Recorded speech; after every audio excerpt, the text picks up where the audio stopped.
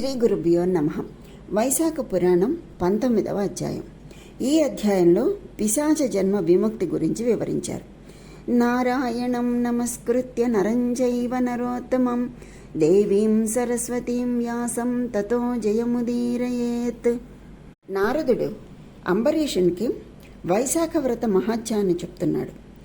శృతదేవునికి నమస్కరించి శృతకీర్తి మహారాజు, స్వామి, వైశాఖ మహాత్యాన్ని ఇంకా వినాలని ఉంది, చెప్పండి అని అడిగాడు. శృతదేవుడు ఇలా చెప్పడం ప్రారంభించాడు. రాజా, పూర్వజన్మలో ఎంతో పుణ్యం చేసుకున్న వారికే భగవంతుని మహిమలను, అతనికి సంబంధించిన వ్రత విశేషాలను తెలుసుకోవాలనే కోరిక కలుగుతుంది. నువ్వు చాలా అదృష్టవంతుడువు. నీకు ముందు ముందు ఎన్నో శ్రేయస్సులు కలగబోతున్నాయి. కాబట్టి నీకు ఈ మంచి విషయాలు వినాలి అనే ఆసక్తి కలిగింది. శ్రద్ధగా వినేవారికి చెప్పడం కంటే ఆనందమేముంది? చెప్తాను, విను. వైశాఖ మాసంలో సూర్యుడు మేషరాశిలో ఉండగా ప్రాతకాల స్నానం, శ్రీనాథునికి పూజ, దాన ధర్మాలు చేసిన వారు వైకుంఠానికి వెడతారు అని చెప్పుకున్నాం కదా.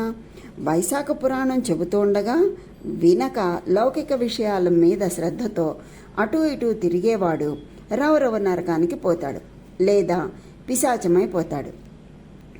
అందుకు ఉదాహరణగా ఒక కథ చెప్తాను, విను. ఇది పాపహరము పుణ్యప్రదము కూడా అని ఇలా చెప్పసాగాడు. పూర్వం గోదావరి తీరంలో బ్రహ్మేశ్వరం అనే పుణ్యక్షేత్రం ఉండేది. అక్కడ దుర్వాస మహాముని శిష్యులు సత్యనిష్ఠుడు, తపోనిష్ఠుడు అనేవారు ఉండేవారు. వారు మహాపండితులు, జ్ఞానులు, వేదాంతార్థాన్ని క్షుణ్ణంగా అర్థం చేసుకున్నటువంటి వారు, సర్వసంగ పరిత్యాగులు. రోజు భిక్ష చేసి తెచ్చుకున్న అన్నాన్ని తినేవారు. వారు భృగు ప్రశ్రవణం అనే తీర్థం దగ్గర ఉండేవారు. సత్యనిష్ఠుడు శ్రీ మహావిష్ణు కథలలో ఆసక్తి కలవాడు. చెప్పేవారు లేకపోతే తానే ఇతరులకు ఆ కథలు చెప్పేవాడు. ఎవరైనా హరికథలు చెప్తే భక్తి శ్రద్ధలతో వినేవాడు.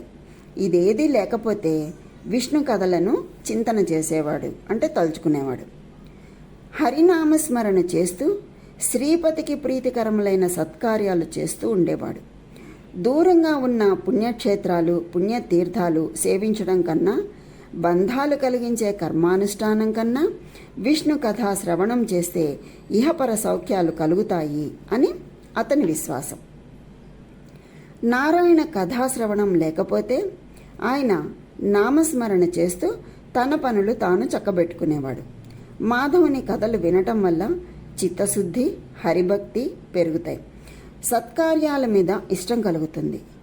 నిరాకారము, నిరంజనము అయిన ఆ పరబ్రహ్మ మనలో సాక్షాత్కరిస్తుంది. ఆత్మజ్ఞానం వల్ల మోక్షం సిద్ధిస్తుంది, అంటే జన్మరాహిత్యం సిద్ధిస్తుంది. అందుకే శ్రవణ, మనన, నిధి ధ్యాసలనేవి 3 సాధకునికి చాలా అవసరం. శ్రీహరి కథలు సత్పురుషులు లేనిది గంగా తీరమైన విడిచిపెట్టిపోవలసిందే. తులసీవనము, శ్రీకృష్ణ కథలు, విష్ణు దేవాలయము లేని చోట మరణిస్తే వాడు తామసం అనే నరకానికి పోతాడు. విష్ణు మందిరం కానీ, కృష్ణ మృగం కానీ, సజ్జనులు కానీ, హరికథలు కానీ లేని చోట మరణించిన వాడే అనేక జన్మలలో కుక్కగా పుడతాడు అని ఆలోచించి సత్యనిష్ఠుడు ప్రహ్లాదుడిలాగా హరినామస్మరణ చేస్తూ ఉండేవాడు. సరే, ఇంకా తపోనిష్ఠుడు. ఇతనికి పూజలు, జపాలు, యజ్ఞయాగాది కర్మలంటే చాలా ఇష్టం. వాటిని క్రమం తప్పకుండా చేస్తూ ఉండేవాడు. హరికథలను తాను చెప్పడు, ఎవరైనా చెప్తుంటే వినడు. అక్కడి నుంచి లేచి ఏ తీర్థ స్నానానికో వెళ్ళిపోతూ ఉంటాడు. అక్కడ కూడా ఇలాంటి భగవత్కథ ప్రసంగాలు వస్తే జపతపాలు చెడిపోతాయి అంటూ అక్కడి నుంచి తప్పుకునేవాడు. అతన్ని అనుసరించి ఉండే కొందరు కూడా ఇతనిలాగే విష్ణు కథలు వినడంలో పెడమొహంగానే ఉండేవాళ్ళు. ఇలాంటి తపోనిష్ఠుడు కొంతకాలానికి మరణించాడు. మాధవ కథాశ్రవణం లేకపోవడం చేత ఒక పిశాచమై చిన్న కర్ణుడనే పేరుతో ఒక జమ్మి చెట్టు మీద నివసిస్తూ ఉండేవాడు. ఎండిపోయిన నోరు, పెదవులు, కట్టెపుల్లల్లాంటి కాళ్ళు, చేతులు, వికృతమైన ఆకారం కలిగి ఉండేవాడు. అందరూ దగ్గరకు రావడానికి భయపడేవారు. తినడానికి తిండి లేక, తాగడానికి నీళ్లు దొరకగా అలమటించిపోయేవాడు. అంటే తినడానికి తిండి లేక, తాగడానికి నీళ్లు దొరక్క అలమటించిపోయేవాడు. ఇలా కొన్ని వేల ఏళ్ళు గడిచిపోయాయి. ఒకనాడు సత్యనిష్ఠుడు ఏదో ఒక పని మీద పైఠీనసపురానికి పోతూ ఆ జమ్మె చెట్టు దగ్గరకు వచ్చాడు. అంటే పిఠాపురం అయి ఉండొచ్చు అది. అక్కడ అనేక బాధలను అనుభవిస్తున్న చిన్నకర్ణుడిని చూశాడు. చిన్నకర్ణుడు అతన్ని చూడగానే వచ్చి కాళ్ళ మీద పడి, మహాత్మా, నాకు ఈ పిశాచ జన్మ నుంచి విముక్తి పొందే మార్గం చూపించు అని వేడుకొన్నాడు. సత్యనిష్ఠుడు, ఓయి, నువ్వెవరు? ఎందుకు ఇలాంటి దురవస్థలో ఉన్నావు? కారణం చెప్పు అని అడిగాడు. చిన్నకర్ణుడు తాను పూర్వజన్మలో తపోనిష్ఠుడనే పేరు గల వాడినని, దుర్వాస మహాముని శిష్యుణ్ణి అని, కేవలం కర్మాచరణంలోనే స్వర్గాది పుణ్యలోకాలు కలుగుతాయని, కనీసం వాటిలోని పరమార్థాన్నైనా గ్రహించాలనే జ్ఞానం లేక మందబుద్ధినైపోయి అలాగే మరణించి ఇలా పిశాచాన్ని అయిపోయానని, శ్రీహరి కథాశ్రవణం ఎప్పుడూ చెయ్యని పాపాత్ముడనని దీనంగా చెప్పి తనకి పిశాచ జన్మ నుంచి విముక్తి ప్రసాదించమని ప్రార్థించాడు.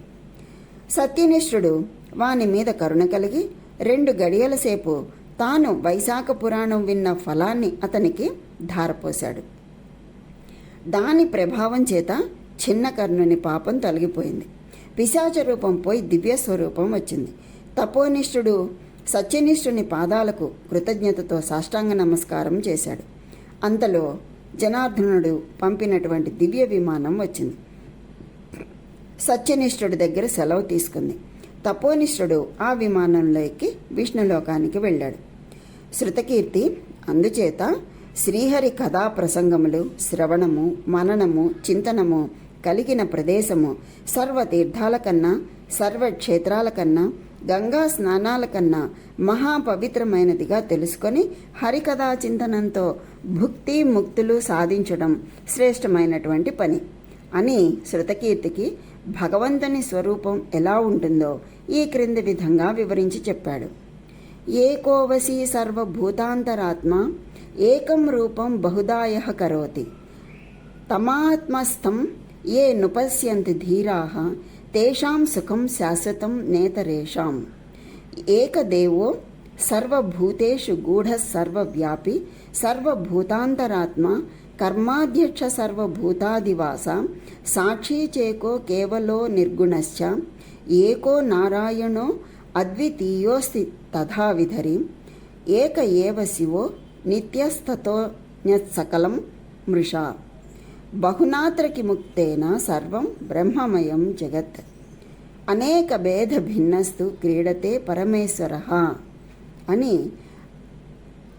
శ్రీ మహావిష్ణువు యొక్క స్వరూపాన్ని వర్ణించాడు. ఇది స్కాంద పురాణాంతర్గతమైనటువంటి వైశాఖ పురాణంలోని 19వ అధ్యాయం సంపూర్ణం. ఆ శ్రీ మహావిష్ణువు యొక్క అనుగ్రహం అందరికీ కలగాలని కోరుకుంటూ స్వస్తి.